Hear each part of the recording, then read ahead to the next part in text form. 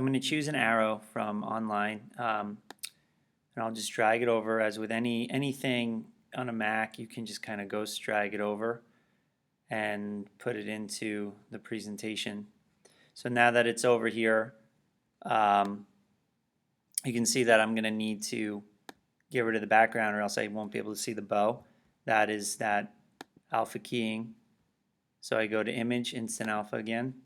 All I have to do is, as long as it's the same color, it'll get rid of the background. I hit done. I'll readjust the size and make it more manageable. And make sure that I'm on that image. And once I'm on that image, I can then arrange the image and rotate it. Then I'm going to move it up and it becomes my new arrow. And now all I have to do, this is my initial image, and in any stop motion animation sequence, I have to have the initial image, then I just have to have a vision of what it's going to look like. And all I have to remember is I right click on this image up here and I duplicate it. And when I duplicate it, I can make sure that I highlight it and I can start to move the image. And for the sake of making it look a little bit more realistic, I can then begin to move those as well. I already have it done over here, as I said, so when I go over to this one, you can see that it's going to look sort of like that, of course, but it's going to look a lot smoother when I put it into iMovie. So what I want to do is I want to then, once I'm done with my Keynote stop motion animation, I want to create a video. So I want to export them first into images. And I do that by going to File, Export to Images. Once I've done the export, it's going to ask me that. I was going to choose JPEG, and then I'm going to hit Next, and it's going to ask me where do I want to send these images. This is very important.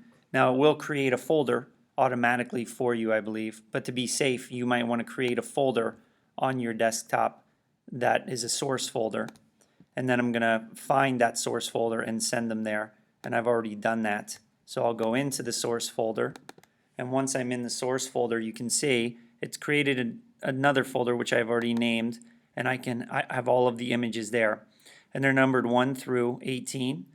They do stay in that order, which is nice when you open up iMovie and you start to create the movie.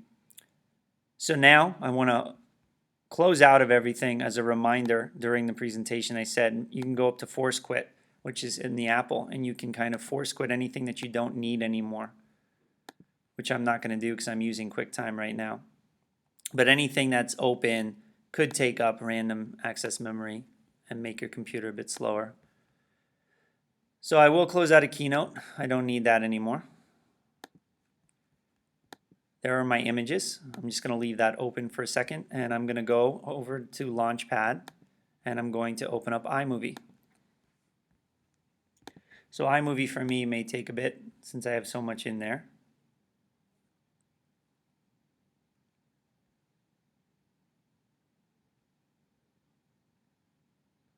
A reminder also, these black dots down here, you can see them if I click on it, are going to be any applications that are currently open. So Finder's usually always open. I have Safari open in the background.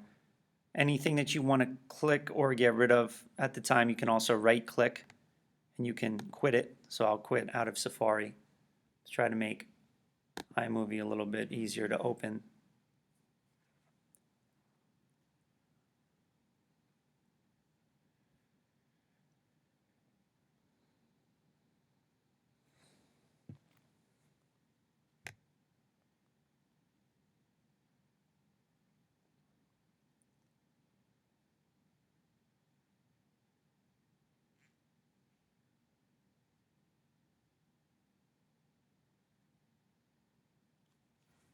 So once iMovie is open, I'm going to get a couple of things that I want to note.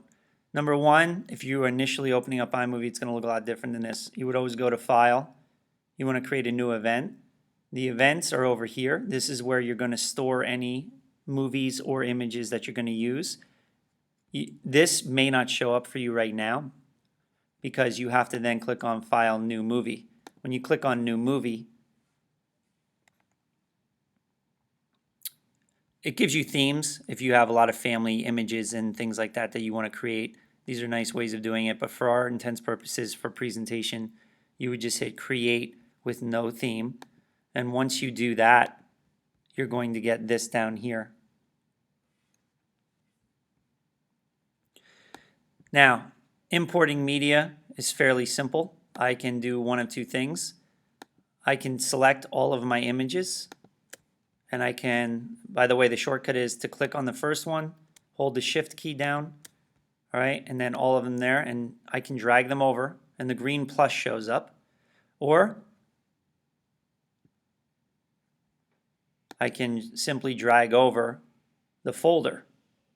But if there's other things in the folder that you don't want in there, you may not want to do that. So for this lesson, you drag over all of the images that you created for the stop motion animation. As of right now, all of the images are there, and you can tell because this is the, it's a photograph. So while they're highlighted, I'm going to drag all 18 down here, and I'm going to let them go. Now, a couple of things. You can see that it looks weird because there's something called the Ken Burns effect that is on. That is standard for any image that you bring into iMovie. You can also see that they're all highlighted in yellow, so now's a good time to do all of the changes that you need right away. The first thing I want to do is turn off Ken Burns, so I'm going to go up here to cropping. Ken Burns is standard on. I would just want to hit fit. Now, all of my images down here, you can see, do not move anymore. So I'll have an actual video. The second thing that I want to do is go over to my clip information. This could look a little different for all of you, depending upon what version you have updated on. When I go to my clip information, I can change the duration of the time. I don't want it at the standard 4 seconds. I want it to be 0.1 second, and then I'll hit enter. Once I've done that, you can see that the only one that changed is this one. It's still at 32 seconds. So I have to remember to highlight all of these down here.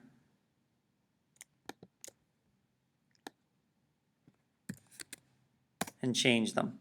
Once I've done that, the movie is now 2.4 seconds. When I press the space bar and play it, I've now got a movie where it looks fairly fluid. That is the tutorial on using Keynote to create a stop motion and exporting over to iMovie. I'll do another tutorial on iMovie for you shortly. That's all for now.